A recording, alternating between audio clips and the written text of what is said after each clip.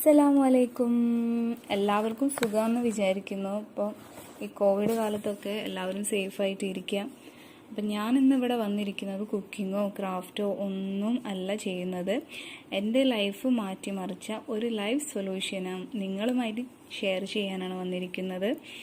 അപ്പോൾ എല്ലാവരും എൻ്റെ വീഡിയോ കാണുക, ഇഷ്ടപ്പെട്ടാൽ ലൈക്ക് ചെയ്യുക. പിന്നെ എന്തെങ്കിലും ഫോൾട്ടോ കാര്യങ്ങളോ ഉണ്ടെങ്കിൽ ഒന്ന് കമൻറ്റ് ചെയ്യണേ. എനിക്ക് കമൻസൊക്കെ വരുന്നുണ്ട്, അപ്പോൾ നിങ്ങളിത് കണ്ടിട്ട് കമൻസൊക്കെ ഒന്ന് ചെയ്യാം. അങ്ങനെ ഞാനിവിടെ എൻ്റെ ലൈഫ് ഞാൻ പറഞ്ഞില്ല, എൻ്റെ ലൈഫിൽ ചെറിയ ചെറിയ കാര്യങ്ങളാണ് പറയുന്നത്. ഒരുപാട് വീഴ്ചകൾ വന്നിട്ടുള്ള ലൈഫുകൾ ഉണ്ടാവും, പലരിലും ഉണ്ടാവും. ഞാൻ എൻ്റെ ഒരു ഇതാണ് പറയുന്നത്. അപ്പോൾ നിങ്ങൾക്കത് ഉപകാരപ്പെടുകയാണെങ്കിൽ നിങ്ങൾ ഷെയർ ചെയ്ത് കൊടുക്കുക ആർക്കായാലും. എൻ്റെ ലൈഫിൽ ഒരുപാട് വീഴ്ചകൾ വന്നിട്ടുണ്ട്, പക്ഷെ അതെല്ലാം ഞാൻ മുന്നോട്ട് കൊണ്ടുപോയത് എൻ്റെ ഉമ്മ പറഞ്ഞു തന്ന ഒരു സൊല്യൂഷനാണ്. അതിപ്പോൾ നിങ്ങളെ ലൈഫിലും ആ സൊല്യൂഷന് മുന്നോട്ട് ആരെങ്കിലുമൊക്കെ ഇങ്ങനെ പറഞ്ഞു തരുന്നുണ്ടാവും, പക്ഷെ ചില ആൾക്കാർ അതൊന്നും എടുക്കില്ല. അപ്പോൾ അത് എടുക്കണം തന്നെയാണ് എൻ്റെ ഒരു അഭിപ്രായം. എൻ്റെ ലൈഫ് ഇത്രയും ഹാപ്പിനെസ് ആവാൻ കാരണം തന്നെ ഈ ഒരു സൊല്യൂഷനാണ്. ലൈഫിൽ പ്രോബ്ലംസ് ഇല്ലാത്ത ആരും ഉണ്ടാവില്ല. എല്ലാവർക്കും ചെറുതായാലും വലുതായാലും ഒക്കെ പ്രോബ്ലംസ് ഉണ്ടാവും. പക്ഷെ അതൊക്കെ നമ്മൾ ഈ ഒരു സൊല്യൂഷനിൽ തന്നെ കൊണ്ടുപോയാൽ വിജയം കൈവരിക്കുക എന്നാണ് ഞാൻ ഇവിടെ പറയാൻ പോകുന്നത്.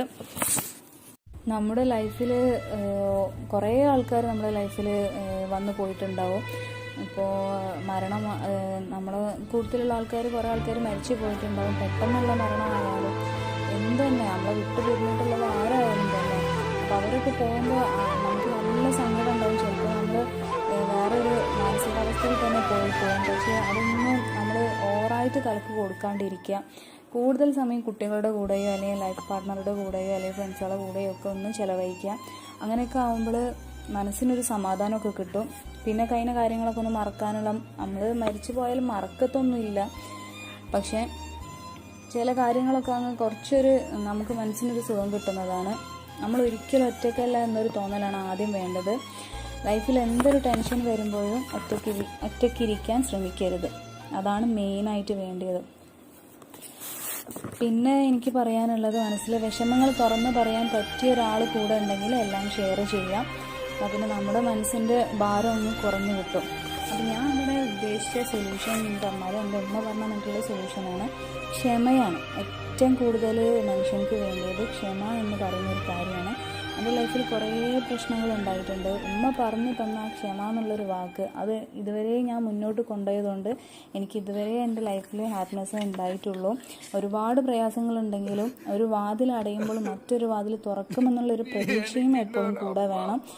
അതെന്തായാലും നമ്മുടെ ദൈവം നമുക്ക് തുറന്ന് തരാണ്ടിരിക്കില്ല. അപ്പോൾ ആ ഒരു വിശ്വാസം എന്തായാലും മുന്നോട്ട് കൊണ്ടുപോവുക.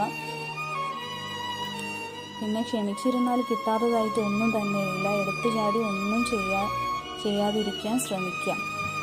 അപ്പോൾ എൻ്റെ വീഡിയോ എല്ലാവർക്കും ഇഷ്ടപ്പെട്ടതാണെങ്കിൽ സബ്സ്ക്രൈബ് എന്തായാലും ചെയ്യുക. അതിൻ്റെ അടുത്തുള്ള ഓൾ ബട്ടൺ പ്രസ് ചെയ്യാനും മറക്കരുത്. അപ്പോൾ ഞാൻ ഇൻഷാ അല്ലാഹ് നെക്സ്റ്റ് വീഡിയോ ആയിട്ട് വരാം. Okay, by.